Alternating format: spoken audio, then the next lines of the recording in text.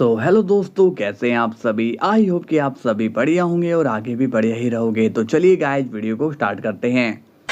Scene की शुरुआत होती है गोकू से और वो हेलेना से काफ़ी सीरियस क्वेश्चन पूछता है कि क्या वो खुश है उसे इस तरह से फंसाने के लिए। इस पर हेलेना कहती है कि ऐसा करने पर उसे उसकी फैमिली वापस मिल जाएगी। ये सुनकर गोकू कंफ्यूज होकर कहता है, क्या फैमिली? मैं कुछ समझा नहीं। हेलेना कहती है, कोसमोस के किंग हमारे भगवान हैं, वही हमारे पालन करता है, वो हमारी जिंदगी बनाते हैं, हमें चैन की जिंदगी देने के लिए वो हमारी मदद करते हैं, वो हमारे लिए मेहनत करते हैं ताकि हम सभी खुशहाल जिंदगी जी पाएं। गोकू कहता है, लेकिन वो तुम्हारे लिए ये सब करता कैसे है? हेलेना बताती है, क्योंकि वो हमें पानी देते हैं और उन्होंने हमें वादा किया है कि वो हमें ढेर सारा पानी देंगे। इस पर गोकू कहता है, हाँ, पानी की कमी तो यहाँ पर भी है, लेकिन मैं समझा नहीं, पानी के लिए तुम क्या ये सब कर रही हो? और तुम्हारी फैमिली को क्या इस फायर किंग ने कैद कर रखा है? हेलेना कहती है, नहीं, उन्होंने मेरी फैमिली को कैद नहीं किया है, बल्कि मेरी फैमिली तो उनका साथ दे रहे हैं ताकि बहुत सारा पानी हमें मिल पाए। गोकू कहता है, ये क्या बकवास है? वो लोग पानी ढूंढ रहे हैं और उसके लिए तुम उसे अपना भगवान बोल रही हो। इस पर हेलेना अपनी स्वॉर्ड निकाल कर कहती है, तुम मेरे भगवान के बारे में कुछ भी मत बोलो, वरना अंजाम सही नहीं होगा। तभी गोकू कहता है, अरे ठीक है भाई, मैं उनके बारे में कुछ नहीं बोलता, लेकिन क्या तुम मुझे पानी पिला सकती हो? तभी हेलेना सीरियस होकर कहती है, अच्छा, तुम्हें पानी चाहिए? तुम्हें पता भी है कि हमें कितने दिनों से पानी नहीं मिला है, हम पानी के एक एक बूंद के लिए कितना तरसते हैं, आज से तुम्हें भी पता चलेगा। तभी हेलेना अपने मॉन्स्टर से कहती है, इसकी बॉडी से रोज खून का कतरा निकालना, हम इसके खून से भी पानी बाहर निकाल लेंगे। ये सुनकर गोकू कहता है, क्या तुम पागल हो गई हो? ये क्या बोल रही हो तुम? मैं तो यहाँ तुम्हारी मदद के लिए आया था।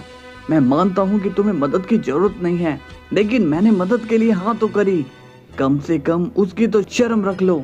हेलेना कहती है, तुम सभी जो ऑर्डर दिए हैं वो पूरा करो। इसके बाद हेलेना वहाँ से चली जाती है और फिर सभी मॉन्स्टर गोकू की बॉडी से ब्लड निकालने लगते हैं और ऐसे ही काफी टाइम बीत जाता है, जिससे कि गोकू को चक्कर आने शुरू हो जाते हैं।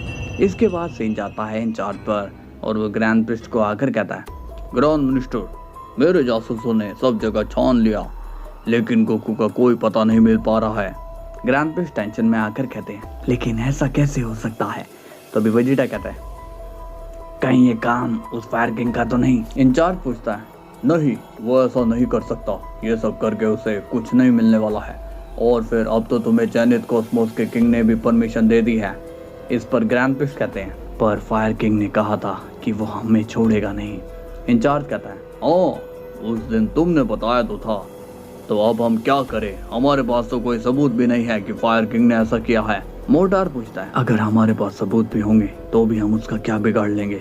हम कुछ नहीं कर सकते, ना ही वो हमें कुछ करने देगा। तभी वेजिटा कहता है, हमें जेनिथ की मदद लेनी होगी। इंचार्ज शॉक्ड होकर कहता है, क्या जेनिथ की मदद? तुम्हारा दिमाग तो ठीक है ना? जेनिथ हमारी मदद क्यों करेगा भला? उसे हमसे कोई मतलब नहीं है।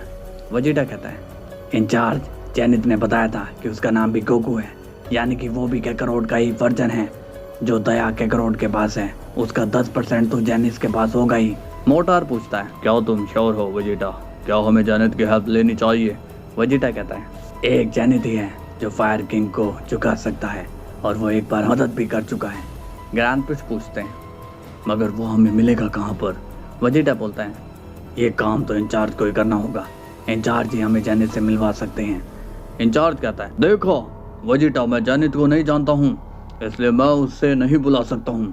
वेजिटा कहता है, इंचार्ज, इस वक्त सबसे हाई पोस्ट आपकी है, अब ये काम आप ही को करना है। इंचार्ज सोचने लगता है और कहता है, ठीक है, मैं देखता हूँ कि मैं क्या कर सकता हूँ। इंचार्ज अब वहाँ से चला जाता है। वेजिटा कहता है, ग्रैंड मिनिस्टर, एक बार फिर मल्टीवर्स को प्रोटेक्शन शील्ड की जरूरत होगी, क्योंकि फिर से फाइट होने वाली है। ग्रैंड प्रिस्ट कहते हैं, मैं समझ गया वेजिटा। अब हम देखते हैं गोकू को, और वो अब अकेले ही होता है और वो काफी गहरी सोच में पड़ा होता है और मन में कहता, मैं सन गोकू, दुनिया को बचाने वाला शख्स, खुद की ही जान नहीं बचा पा रहा, और मेरी दुनिया को बचाने की सनक ने मुझे आज मौत के मुंह में खड़ा कर दिया है। लेकिन राक्षस हैं ये, मेरे ब्लड को धीरे धीरे पी रहे हैं, और ये ऐसा तब तक करते रहेंगे जब तक मेरी मौत नहीं हो जाती है। उस दिन अगर मैं हेलेना की मदद के लिए हाँ नहीं करता तो शायद मैं इस हालत में नहीं होता।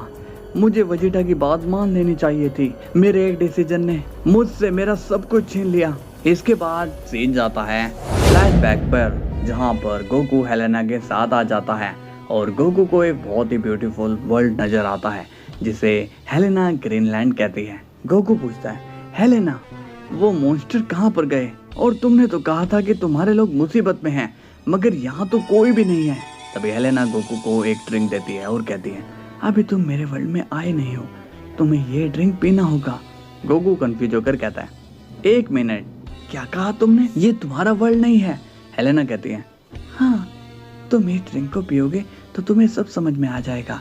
गोकू अब उसकी बातों में आकर उस ड्रिंक को पी जाता है और कहता है, हेलेना मुझे तो कुछ भी नजर नहीं आ रहा है। तभी अचानक गोकू को अंदर से काफी दर्द होने लगता है।